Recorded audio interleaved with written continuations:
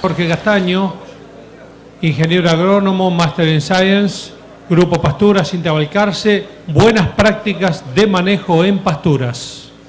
Gracias, Oscar. Buenos días a todos. Sé que tienen frío y ya están cansados, así que vamos a tratar de ser lo más claros y sintéticos posibles para llevar el mensaje desde el Grupo de Pasturas del INTA Balcarce. Agradezco a todos los organizadores por haberme confiado esta charla. Para mí es un gusto muy grande estar con ustedes, productores, asesores, estudiantes. El tema de la charla es buenas prácticas de manejo de pasturas.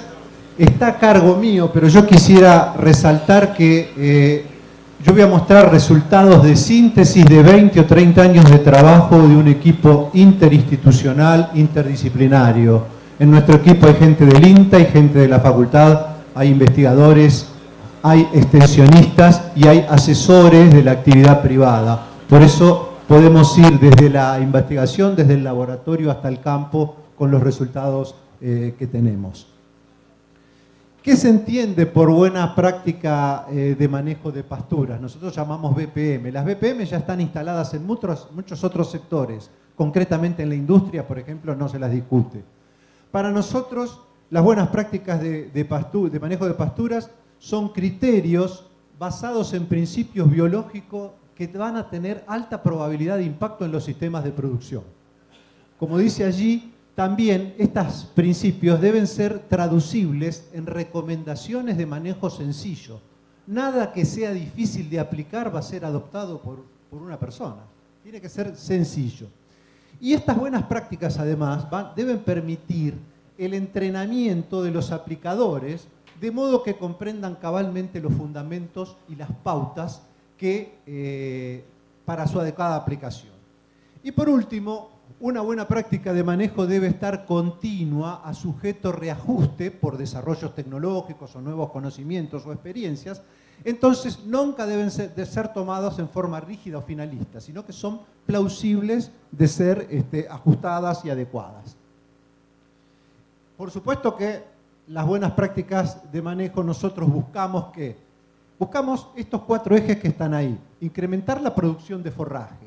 Es decir, el potencial de nuestras pasturas y nuestros verdeos es muy superior al que normalmente se tiene como un productor medio. Está muy por encima, por lo menos en nuestro ambiente de pradera pampeana húmeda con 900 o 1000 milímetros de precipitación. Piensen ustedes que nosotros no tenemos 2 o 3 meses de nieve como tienen en otras zonas ganaderas del mundo. Así que nosotros contempla incremento en la producción, un incremento en la eficiencia del uso de los recursos naturales, la lluvia, los nutrientes del suelo o los insumos agronómicos que pongamos.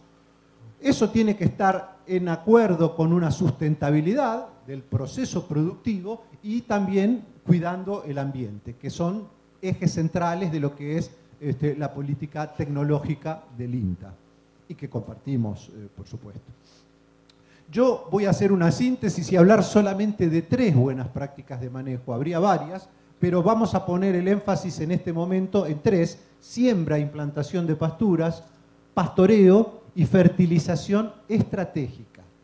Estas 3 prácticas de buenas prácticas están interactuando entre sí, están íntimamente relacionadas una con otra, y el verdadero impacto que se va a obtener en el sistema de producción es cuando se las adopta en una forma integrada, como si fuera un paquete tecnológico que bien se usa en cultivos de cosecha. Hay fecha de siembra, elección de variedad o híbrido y de demás actividades. Nosotros desde hace años que estamos trabajando con los suelos ganaderos, porque pensábamos que en los suelos ganaderos no íbamos a tener la competencia de la agricultura o el desplazamiento de la agricultura. Así que pusimos los ojos en la cuenca del Salado, en la depresión de la Prida y la Madrid. Entonces, tenemos bastante ajustadas las buenas prácticas de manejo de pasturas para aquellos suelos, ya sea suelos tendidos o bajos, donde hay un horizonte subsuperficial que impide que el agua drene e infiltre correctamente. Estos suelos obviamente tienen marcadas limitaciones para la agricultura, los cultivos de cosecha, entonces nosotros pusimos nuestros ojos en este tipo de suelos, que son los que predominan en muchos millones de hectáreas de la provincia de Buenos Aires y de otros lugares de la región pampeana. no tenemos desarrolladas las buenas prácticas de manejo cuando la limitante del suelo es la tosca, un manto de calcáreo cercano a la superficie del suelo, porque ahí hay muchas restricciones a la producción vegetal, a la parte aérea, al crecimiento. Pero sí en todo tipo de suelos tendidos o bajos que existen en vastas regiones. Siembra. La primera práctica sobre la cual voy a hacer algunas consideraciones porque tengo que hacer una apretada síntesis de todo esto en 25 o 30 minutos. Esto es una fotografía de un aérea con los píxeles de distinto color que muestran un potrero típico de Cuenca del Salado reconociendo distintos ambientes. Hoy, cuando habló Guido Miramón acá, veo que en La Juanita ese primer paso lo tienen hecho. La zonificación, u otros hablan de ambientación. Conocer qué variación tenemos entre nuestros potreros, qué tipos de suelo.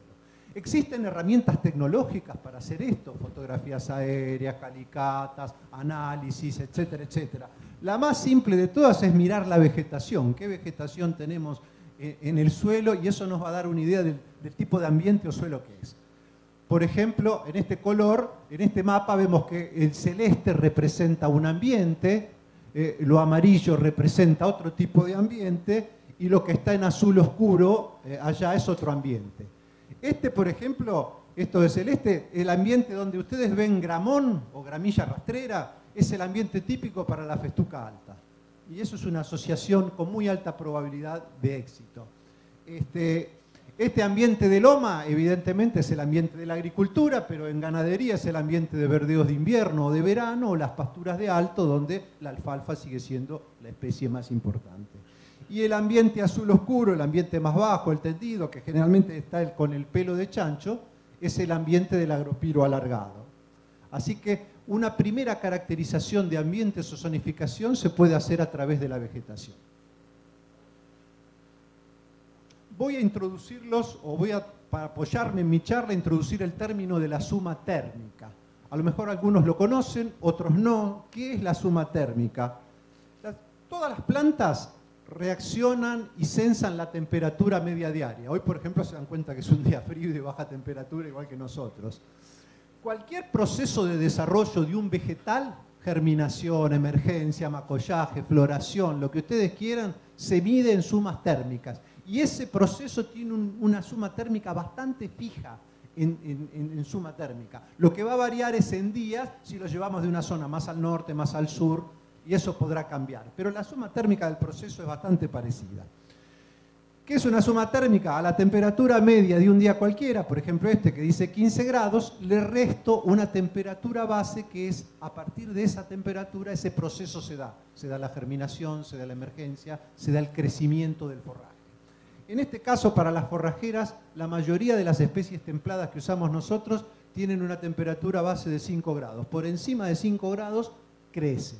Cuanto más es esa temperatura, crecen más rápido. Cuanto menos, más lento. Debajo de 5 prácticamente no crece. 15 grados menos 5 da 10, 16 menos 5 da 11, y así sucesivamente. En estos 4 días yo junté 53 grados de suma térmica. ¿Para qué los quiero llevar a esto? Bueno, porque todos estos procesos que tenemos estudiados los tenemos cuantificados con la suma térmica y nos sirven para implantar pasturas y para manejar pasturas. Entonces el asesor, conociendo esta información, puede prescindir y puede extrapolar la práctica de manejo y no tiene que estar pensando, bueno, pero esto será lo mismo en Pergamino que en Sierra de la Ventana. Bueno, el proceso es el mismo, cambiará la adecuación a la localidad. Es importante en forrajeras, cuando estamos sembrando una pastura, implantando una pastura, un verdeo, alcanzar este estado de desarrollo en un macollo. Cualquiera de las especies que nosotros usamos, desde un verdeo, una pastura perenne, al estado vegetativo un macollo tiene 3 hojitas. Hagan la prueba, córtenlo en el campo, tiene una hoja 1, que es la más vieja, después sale la segunda, después sale una tercera. 3 hojitas, 3. Cuando tiene la tercera hoja creciendo, aparece el primer macollo. Y a partir de ahí es explosivo el crecimiento, es grande, porque cada macollo a su vez va a dar otra hoja 1, hoja 2, hoja 3, etc. Bueno, alcanzar este estado lo antes posible después de la siembra es muy importante, y cuanto más temprano esto se produzca, antes de que empiecen los fríos intensos como ahora y las heladas de varios grados bajo cero, es muy importante para la vida posterior de la pastura y la producción de la pastura. Por eso la ventana de siembra es una práctica muy importante. ¿En qué momento sembrar la pastura? ¿Cuándo lo tengo que hacer? ¿Hasta dónde tengo margen? Nosotros decimos que la ventana óptima de siembra debe permitir llegar rápidamente a ese macollo que yo les dije, con 3 hojas y un macollo hijo. Eso, lo ideal sería que fuera dentro del primer otoño de la siembra. Si se siembra la pastura a fin de verano, inicio de otoño, y que dentro del mismo otoño, antes de que empiece el invierno, alcanzar ese estado de crecimiento. Para que ello ocurra, llegar al inicio del macollaje dentro del mismo otoño, debemos tener en cuenta que las especies como agropiro, festuca, mismo el lotus tenuis, una especie, una leguminosa adaptada a suelos bajos, tendidos, necesitan sumar 600 a 700 grados de temperatura. No es poca cosa, son unos cuantos, una suma térmica importante. Ahora, esa suma, si sembramos temprano, podrá darse entre 50 a 60, 70 días, variando las localidades según sur a norte. Un ejemplo para que se visualice esto en números. Yo acá puse en esta tabla los meses del año, desde marzo hasta entrada a la primavera, y ahí está puesta en la primera fila la temperatura media de estos meses en Balcarce, que ayer estaba consultando por internet y es bastante parecida a la temperatura de Olavarría y La Prida, salvo en invierno, que es un poquito más frío acá, pero en verano es más caliente acá que allá. Bueno, fíjense, con esas temperaturas medias, la suma térmica de esos meses es esto que está aquí en azul. Marzo es un mes muy importante porque permite acumular 430 grados de esa temperatura, de esos 700 que necesitamos. En abril ya baja 300, en mayo baja 200. Obviamente, hay una caída importantísima de la temperatura media desde que dejamos el verano hasta ahora, junio y julio, con los días más cortos del año. Fíjense, una hipotética siembra. Supongamos que yo siembro una pastura, no sé, de festuca con trébol blanco el 1 de marzo en Balcarce. Con las temperaturas que hace en abril, en marzo y en abril, a fin de abril, yo ya junté la temperatura para que mi pastura esté macollada y creciendo activamente. Que esté macollada quiere decir que tiene raíces propias, que toma agua propia el macollo, que no depende de las raíces de la semilla, y que es una pastura que ya la tengo bien encaminada y bien lograda antes de que empiece el invierno. Y es un punto a favor para que produzca y para que persista. Si por cualquier circunstancia que siempre ocurren en el campo, esa misma pastura la tengo que sembrar el 1 de mayo, es decir, 60 días después, no sumo nada en marzo, no sumo nada en abril y empiezo a sumar acá, a sumar en mayo, pero ya cayó muchísimo la temperatura media y la suma. Fíjense, ¿cuándo sumo los 700 grados? Los 600, 700 grados. Me voy a la primavera. ¿Qué es lo que nos pasa? Lo que vemos siempre en el campo. Cuando sembramos tarde una pastura, recién la podemos utilizar pasado el invierno, entrada la primavera. Nosotros lo que hicimos fue ponerles números a estas cosas, y números que se repiten de año a año y de lugar en lugar porque son procesos biológicos y que responden a una temperatura. Así que bueno, fecha de siembra es un tema muy importante. No me puedo expandir más porque no tengo tiempo, minutos asignados. Y otra práctica interesante, importante, que la estamos experimentando en módulos ganaderos, en campos de productores, es el primer pastoreo, lo antes que se pueda. Habiendo piso y estando arraigada la pastura, es decir, que no se descalza, que no se sale fácil, es conveniente un primer pastoreo lo antes posible. ¿Qué va a ser un pastoreo de poco volumen, de poca cantidad? Puede ser, estoy de acuerdo, pero ese primer pastoreo temprano le permite a las plantas de la pastura macollar más, dar nuevos hijos y ocupar el suelo. Y finalmente ir cubriendo el entresurco, ya que hoy en día sembramos con máquinas que tienen distancias entre órganos abridores bastante importantes, porque están diseñadas para otros cultivos. Entonces ese primer pastoreo lo antes posible va a dar más macollaje, más cobertura de suelo y más crecimiento. Eso va a influir en la producción y en la persistencia de la pastura. ¿Por qué? Lo que está acá. Y va a ser una pastura de un porte de tipo más espitoso, donde haya más hojas y es más fácil de pastorear para el animal y mejorar el aprovechamiento que haga de la misma el animal con ese tipo de estructuras. Otros puntos a tener en cuenta cuando sembramos es que hay que programar la limpieza del lote a veces con 1 y hasta 2 años de anticipación, porque hay malezas perennes difíciles de erradicar, porque hay algunos problemas. Bueno, hay que planificarlo eso. Usar siempre semilla de buena calidad, No, sembrar mezclas simples. Cuando complicamos y la mezcla es de muchas especies, se hace difícil implantarla, se hace difícil manejarla. Cuanto más simple sea la mezcla, mejor. No mezclar especies anuales con perennes. Es decir, el famoso cultivo acompañante es más lo que suele perjudicar que lo que suele beneficiar. Ojo con la profundidad de siembra, son semillas muy chiquitas, usamos máquinas diseñadas para otro cultivo, cuidado con la profundidad de siembra. Y fertilizar a la siembra según el dato del análisis de suelo, siempre es conveniente corregir cualquier deficiencia que haya y aportar en esos primeros estadios de desarrollo. Voy a pasar a otra práctica de manejo que sería lo que nosotros llamamos fertilización estratégica, es decir, una fertilización pensada, puntual, asignada a un determinado potrero y para resolver un problema productivo. No fertilizar para tener más pasto y después no saber cómo aprovecharlo o utilizarlo.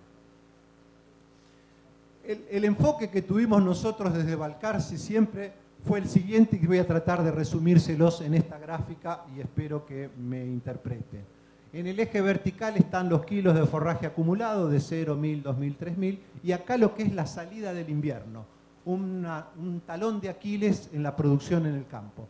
¿Qué pasa con la producción de forraje a partir de agosto, septiembre, que no viene la primavera y se alarga el invierno? La curva que está en rojo, es una curva de referencia, sería el crecimiento potencial de una pastura nuestra acá, de gramínea leguminosa, en el centro sudeste bonaerense, a la que no le falta nada. Tiene fósforo, tiene nitrógeno y tiene agua. Crece a lo más que puede para la temperatura de esos meses del año. Y es la curva potencial. En azul está la curva que tiene fósforo y nitrógeno aplicado a mediados de agosto. Vean que se parece bastante a la curva en rojo. Al arranque hay una diferencia. Y la curva en negro es la que tiene solo fósforo aplicado a mitad de agosto. Convengamos que en una situación productiva comercial, la curva negra sería la situación casi ideal. Pastura que esté implantada y que se refertiliza cada año, año por medio, con fósforo. ¿Qué reflexiones sacamos de estos datos de experimentación? Primero que solo con fósforo el crecimiento de la pastura está muy limitado, por debajo del 50% del que podría tener si no estuviera limitado. Y la otra recomendación, ¿qué pasaría o qué pasa si hubiera leguminosas en la pastura? Tréboles, por ejemplo. Pasaría más o menos lo mismo, porque la leguminosa solamente le pasa nitrógeno a la gramínea cuando hay alta temperatura en el suelo, de octubre en adelante. Pero en esta época del año, no. O sea que a la salida del invierno las pasturas con gramíneas están en general sufriendo un fuerte déficit de nitrógeno y por eso producen menos. ¿Qué tiene que ver el clima del lugar? Y tiene que ver bastante, por lo menos es una mirada que el asesor tiene que tener muy en cuenta. Aquí yo grafiqué para todo el año la temperatura media de Balcarce en azul, como una localidad de esta zona, y en Pergamino la curva que está en rojo. Como es claro y esperable saber, está mucho más al norte, Pergamino tiene más temperatura media que Balcarce en los 12 meses del año. Pero vamos a ver algunos umbrales de temperaturas que tienen importancia biológica y agronómica, que yo quiero que ustedes por lo menos se lleven esa idea. Ahí está graficado 8-9 grados. 8-9 grados es esto es muy delicado. 8-9 grados se reactiva el crecimiento de las pasturas. A partir de 8-9 grados, la salida del invierno empieza a crecer con cierta importancia las pasturas. Debajo de esa temperatura no. Fíjense qué interesante, Pergamino en ningún momento del año está por debajo de ese umbral de crecimiento importante. En cambio, en localidades como Balcarce, Tandil, Azul, tenemos un periodo del año de 40, 50, a veces 70 días, según la localidad, que estamos por debajo de esa temperatura. Como conclusión, por ejemplo, en Balcarce, el crecimiento se reactiva, por ejemplo, a comienzo de agosto, mientras que en Pergamino no tienen, habiendo agua, no tienen esa limitante. ¿Sí? Otra temperatura importante, 12 grados centígrados, es la temperatura para la fijación biológica del nitrógeno. Con menos de 12 grados está muy lento o no se produce. Y lo mismo la mineralización de la materia orgánica. Las dos son las vías naturales que el suelo aporta nitrógeno a las gramíneas o a los verdeos. con 12 grados centígrados. Antes no. Ese aporte de los microorganismos del suelo en pergamino se hace para el 20 de agosto. Ya el suelo empieza a aportar nitrógeno. Acá, en esta zona, recién fin de septiembre. Por eso tenemos todo el aporte a partir de octubre y las pasturas en octubre explotan y en general se nos suelen pasar porque es un crecimiento explosivo muy marcado en la primavera. Es decir que hay umbrales térmicos que condicionan, digamos, características de cada localidad y eso hay que tenerlo muy en cuenta, por lo menos uno como asesor, cuando está recomendando prácticas de manejo, adecuar la práctica a las características de la localidad y teniendo en cuenta el suelo y el clima del ambiente. Para mostrarles a ustedes en qué momento hay más seguridad o certeza de aplicar un fertilizante nitrogenado, que sabemos que siempre fue un insumo caro, acá les muestro las temperaturas medias para esta región. Como es lógico, las menores temperaturas del año están en los meses del invierno.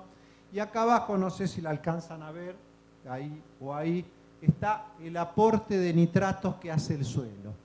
El suelo aporta muchos nitratos tipo en el verano, fin de primavera, verano, cuando hay alta temperatura para que trabajen estos bichitos que fijan el nitrógeno o mineralizan la materia orgánica. Pero cuando el suelo está frío, en pleno invierno, no aportan. Por eso es muy bajo, despreciable la cantidad de nitratos. Generalmente, a la salida del verano o en el otoño tenemos una condición ambiental favorable de temperatura y normalmente tenemos buena humedad. Este año por ahí fue alguna excepción en algunas localidades, pero es un momento donde hay buena oportunidad para fertilizar con urea o cualquier otro fertilizante nitrogenado, los meses del otoño, marzo, abril. Y la otra ventana de seguridad bastante favorable es la salida del invierno, fin de julio, agosto, septiembre, donde también tenemos una temperatura en ascenso y generalmente no hay un déficit hídrico de importancia. Así que en el caso de tener que aplicar estos insumos, que son costosos, hay dos ventanas que son los meses del otoño y los meses de la salida del invierno. Después hay que aprovechar ese forraje producido. ¿Sí? Algunas otras consideraciones con la fertilización. Fertilizar siempre con suelo húmedo y con temperaturas mayores a 8 o 10 grados, nunca hacerlo con un suelo seco. Si el suelo tiene poca disponibilidad de fósforo, menos de 15 partes por millón, prácticamente toda la provincia de Buenos Aires está en esa situación, y la fertilización que se haga debiera guardar una proporción de 5 partes de nitrógeno y 1 parte de fósforo para que sea efectiva. La aplicación del fertilizante tiene que anticiparse al momento en que yo quiero usar el forraje. Generalmente estamos acostumbrados a hablar de días, pero bueno, en suma térmica eso es 500, 600 grados, que pueden ser 45, 60 días según la localidad y la semana del año en que estemos haciendo la aplicación. Dividir la dosis en el tiempo es recomendable para fraccionar, para disminuir riesgos, y hemos visto que las respuestas seguras en suelos ganaderos se dan cuando usamos dosis más o menos importantes. 100, 120 kilos de urea son bastante seguras. Dosis menores de 30, 40, 50 kilos son poco predecibles. Son erráticas las respuestas. Voy a pasar a la otra norma o práctica de manejo, que es el pastoreo, rápidamente. Disculpen la velocidad, pero ya estamos con el horario un poco avanzado. Nosotros tenemos en cuenta que las pasturas templadas en esta zona producen no menos del 50% del pasto en primavera, ¿sí? A veces más. Pero es muy importante que el manejo que se haga de la pastura entre fin de invierno y comienzo de la primavera es clave. Va a determinar qué es lo que va a ocurrir con la producción de la pastura en el resto del año. Y hemos incorporado desde Balcarce un concepto de manejo que llamamos control temprano de la floración, CTF en abreviatura. El control temprano de la floración permitirá tener pasturas con más calidad nutritiva, más macollos vegetativos, raíces más profundas y mejor economía del agua, como si fuese un círculo virtuoso. ¿En qué consiste esto? Bueno, consiste en realizar un pastoreo intenso, severo, entre fin de invierno y principio de primavera. Cuando detectamos que las tasas de crecimiento empiezan a mover, empiezan a arrancar las pasturas, Bueno, darle una comida ahí intensa a la pastura. ¿Cómo crece el forraje? Imaginemos un rebrote de un forraje. Produce una hoja, después, si dejamos pasar el tiempo, produce otra, produce otra. Si seguimos sin intervenir, hay un momento en que pasa esto. El forraje se empieza a morir, empieza a senecer. Hay hojas amarillas, empiezan a morir, se acumula como brosa. El forraje que producimos tiene una vida relativamente corta y la tenemos medida en estas sumas térmicas que yo les hablé. No en días porque la cantidad de días es variable, no es lo mismo 20 días de Rafaela en la cuenca lechera de Sancor que 20 días aquí en Olavarría, pero con suma térmica es lo mismo en los dos lugares. Aquí les muestro una tabla con datos, productos de la investigación de distintas especies forrajeras. Las que están en color negro son especies templadas, pero las que están en rojo son megatérmicas, también las hemos estudiado. Y ustedes ven que el forraje vive desde 200 hasta 500 grados de suma temperatura. O sea que hay especies muy distintas, que el forraje vive mucho menos que otras. Uno de acá podría decir, bueno, no me conviene mezclar una que vive muy poco con una que vive mucho tiempo, porque mientras espero a una, la otra se me murió, o viceversa, si me manejo por una, la otra no la dejo acumular. Las especies que a nosotros nos interesan más, usamos más ahora, alfalfa, agropiro, raigrás anual, festuca, están entre 400 y 500 grados de suma térmica en el que vive la hoja antes de empezar a morir, antes de senecer. Y eso es un dato que es interesante tener en cuenta. Lo bueno de esto, para los que estamos, la costumbre es manejar los pastoreos por biomasa de entrada, biomasa de salida, es decir, cuánto hay de inicial, cuánto de remanente. No está para nada en conflicto este concepto de la duración del forraje con las biomasas de entrada o de salida. Se compatibilizan muy bien. Nosotros lo hemos probado, lo hemos medido y ajustado y tenemos que, por ejemplo, biomasas de entrada, perdonen, pero es muy sensible esto, la biomasa de entrada con 1800, 2000, 2500 kilos de materia seca es un muy buen nivel para entrar sin que empiece a producirse la muerte del forraje, por lo menos para estas especies que estamos manejando. Fíjense, esto es una pastura de festuca con algún trebolito acá en la zona de la Prida, una pastura que si yo no les digo parece raigrás o parece otra, es toda verde, toda hojas, no hay material muerto, no hay cañas, no hay malezas. ¿Sí? Es una pastura de muy buena calidad, de muy fácil acceso al pastoreo por parte de los animales. ¿Y cuánto tiene que ser el remanente? Bueno, un poco como la foto que está ahí detrás de la gráfica. Un remanente de 800, 1200 kilos de materia seca con hoja verde. ¿Ven que le quedan hojitas verdes en el remanente? Porque son pasturas muy macolladoras. Cuando macolla mucho la pastura, crece con un ángulo de 45 grados o menos. Y siempre queda material verde. Es como la antena parabólica que capta la señal de satélite, ¿no? Esa hoja verde rápidamente fotosintetiza, produce azúcares y nuevas hojas se van a producir. Estas son fotos del año pasado acá en La Prida, en un campo del refugio, que está acá el ingeniero Sarlangue, el que lo maneja y el dueño. ¿Se acuerdan las lluvias de fin de agosto, principio de septiembre, la cantidad de agua que tuvimos? Bueno, mientras no tenía piso con los verdeos de invierno, con los pastizales naturales, con estas pasturas perennes de agropiro, de festuca, tenía piso, él nunca interrumpió el pastoreo teniendo el agua tendida, encharcada en el campo. Había piso, los animales no se enterraban. Y a los pocos días pasó esto, el agua se infiltró rápidamente, rápidamente la tomó. Y una cosa que no vemos, pero sí pasa con este tipo de especies perennes, festuca, agropiro, es esto que les voy a mostrar acá. Uy, perdón. Abajo del suelo, ¿qué es lo que hay? Esto es una especie anual, puede ser un raigrás, una avena, tenemos raíces hasta los 50, 70 centímetros. Con una gramínea perenne como festuca, agropiro bien implantada, tenemos esta cantidad de raíces hasta 1,5 metros, 2 metros o más. Infiltran más, dan estructura al suelo, el agua infiltra y evapora agua. Es una especie perenne, tiene el suelo cubierto los 12 meses del año, capturando la energía solar, la temperatura, los nutrientes del suelo y hace más eficiente todos los ciclos biológicos. ¿Qué pasa si se nos va la pastura, si se nos va para arriba, si se nos encaña? Bueno, intenté ser lo más demostrativo posible con esta diapositiva. Se va para arriba, ¿no? La pastura. ¿Qué cosa, como síntesis? Se diluye la proteína del forraje, al irse para arriba hay más estructuras en el forraje. La fibra se hace menos digestible, hoy mostró bastantes datos Gustavo de Petri sobre eso, la fibra se digiere menos. Y también la fracción azucarada es menos accesible para el animal y su consumo trae aparejado un mayor consumo de fibra, con lo cual baja mucho la calidad del forraje y se resiente la ganancia de peso. Voy a mostrar ahora algunos casos reales, concretos, de módulos ganaderos donde estamos aplicando estas buenas prácticas de manejo de pasturas.